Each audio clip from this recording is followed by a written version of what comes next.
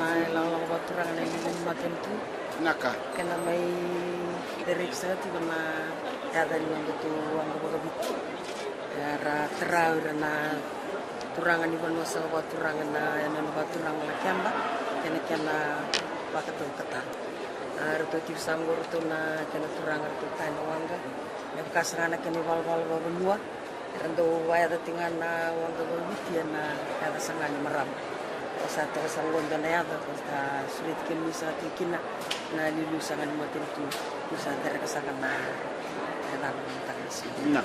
na sa Boleh juga na nagulong na kira sangan na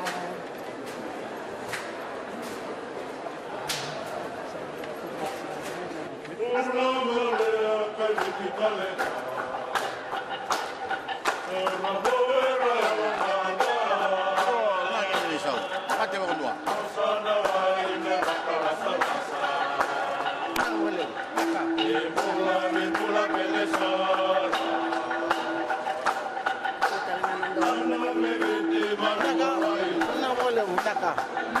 Ano sinay luto?